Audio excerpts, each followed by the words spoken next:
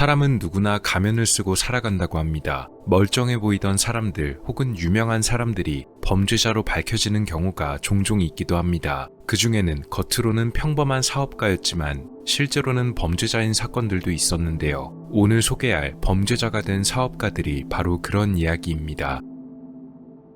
크리스 스미스는 꽤 성공적인 사업가였습니다. 그는 2009년 또 다른 동업자인 에드워드 신과 함께 새로운 회사를 공동 창립했습니다. 이들의 회사는 광고 회사로 알려져 있었는데요. 꽤 성공적이었던 것으로 보였습니다.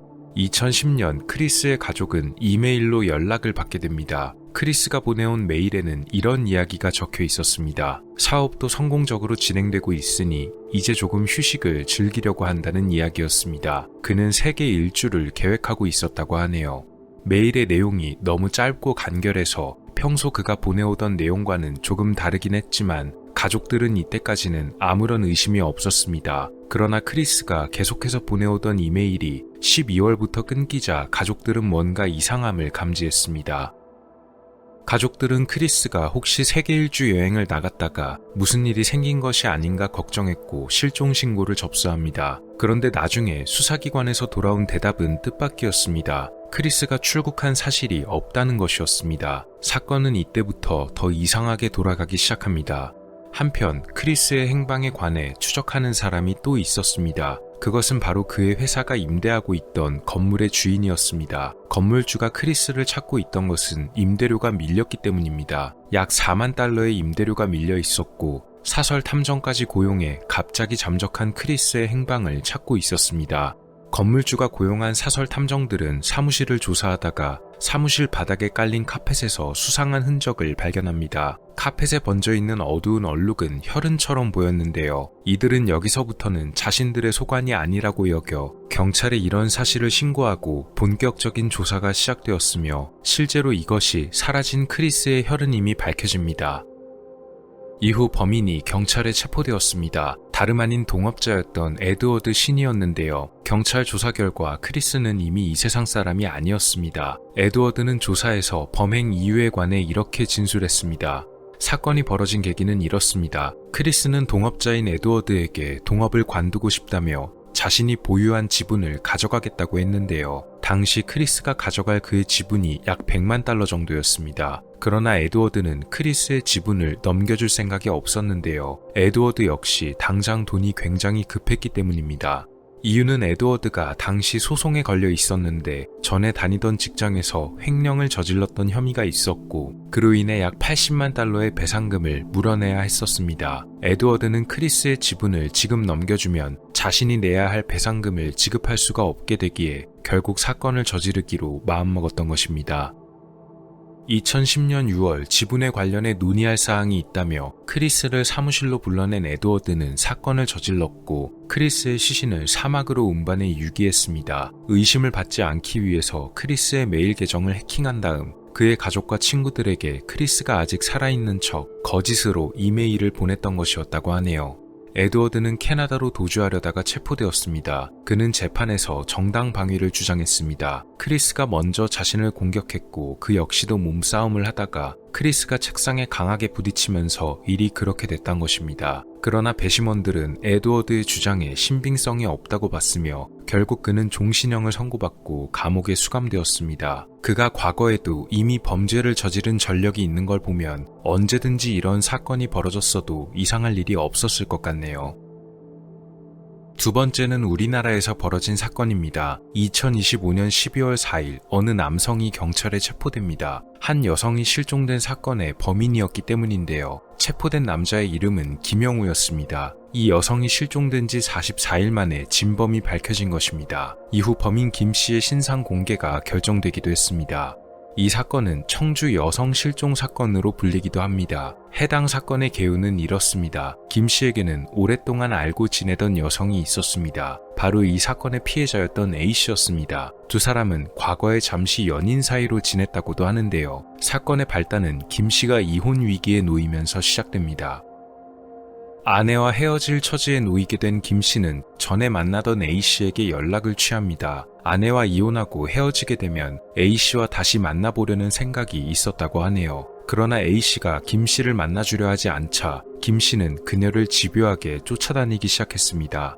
2025년 10월 14일 저녁 9시 충북 진천군. 사건은 이곳의 어느 주차장에서 벌어졌습니다. 김씨는 A씨를 불러 자신의 차에 태우고 이곳에 도착한 뒤 다시 한번 만나고 싶다는 뜻을 내비쳤다고 합니다. 그러나 A씨에게는 당시 만나던 다른 사람이 있었고 이를 전해 들은 김영우는 격분하여 사건을 저지르고 말았습니다. 이후 시신을 어떻게 숨길지 고민하던 김영우는 충격적이게도 시신을 차에 그대로 실은 채 다음날 출근합니다. 김씨는 사실 오폐수 처리 업체를 운영 중인 사업가였습니다. 그는 오후 6시에 퇴근하며 어디론가 향했는데 그곳은 바로 김씨의 회사와 거래하는 사업체였습니다. 김씨의 거래처 역시 또 다른 오폐수 처리 업체였다고 하는데요. 퇴근 시간 이후 이곳에 도착한 그는 직원들의 눈을 피해서 차 안에 실어놨던 A씨의 시신을 꺼낸 다음 시신을 몰래 폐수 처리 정화조 안에 넣어 유기했습니다. 아마 거래처에서는 이 사실에 대해 전혀 몰랐던 듯합니다. 아무리 그래도 평소 알고 지내던 남의 사업장에 가서 이런 짓을 벌였다는 것이 너무나 황당하게 느껴집니다. 이후 실종 신고가 접수되면서 연락처에 남아있던 김영우 역시 경찰의 참고인으로 조사를 받았지만 여기서 그는 시치미를 뚝 떼고 전혀 모르는 척을 했습니다. 게다가 피해자인 A씨의 가족들에게 자신도 열심히 실종된 A씨를 찾고 있다는 문자를 보내면서 이들을 안심시키는 행동까지 벌였다고 하네요. 결국 수사가 개시된 지 44일 만에 김씨의 자백으로 사건의 전말이 모두 밝혀지게 되었습니다. 재판정에서는 그에게 징역 23년을 선고했습니다. 여기에는 그의 범행 내용 자체가 비인도적이었다는 점과 일부러 수사를 방해하여 수사 장기화를 시켰다는 점도 적용했습니다.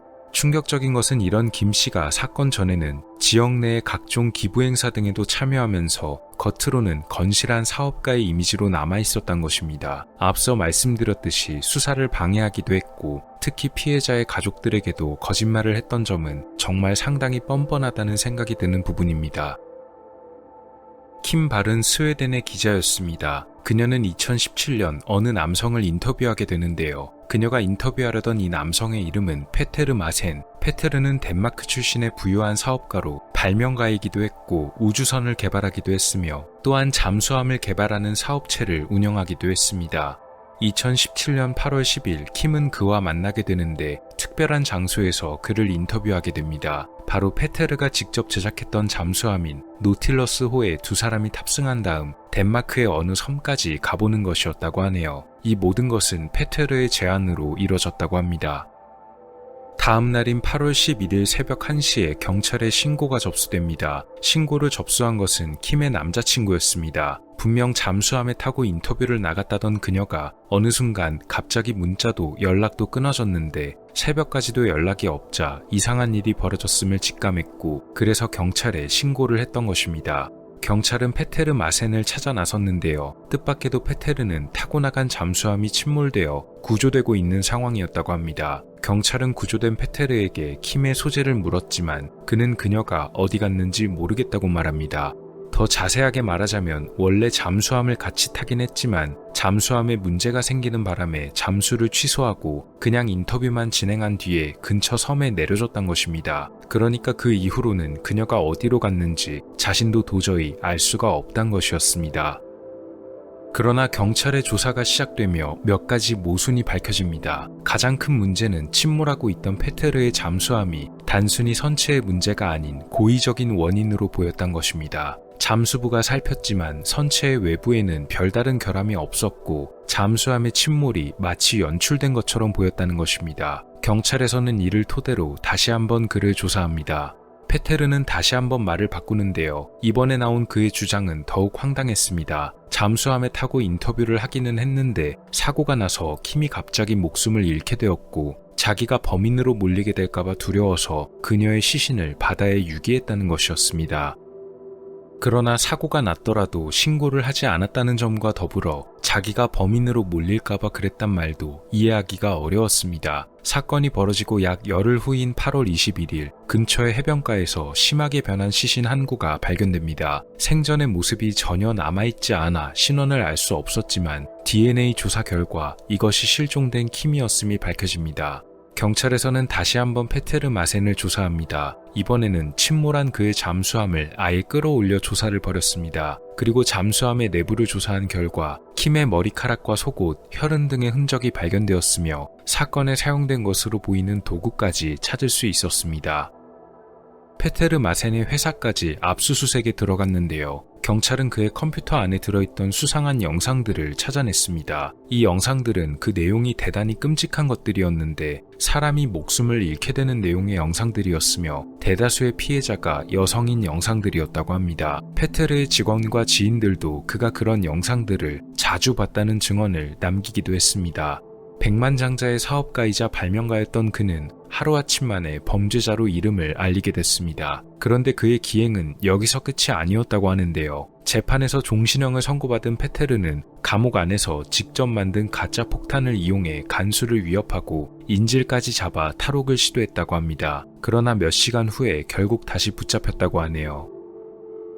개인적으로 우리나라에서 벌어진 사건이 참 충격적입니다. 범죄 행위를 벌인 것도 모자라서 남의 회사에 몰래 시신을 유기했던 데다가 일부러 거짓말을 해서 경찰의 수사를 방해하고 또 피해자 가족에게는 자신도 피해자를 찾고 있다면서 뻔뻔하게 거짓말까지 한 것이 참 무섭게 느껴졌습니다. 그런 그가 한편에선 기부 활동까지 이어갔다고 하니 정말 제대로 가면을 썼던 인물이 아닌가 하는 생각이 듭니다. 범죄자가 되어버린 사업가들에 관한 이야기였습니다.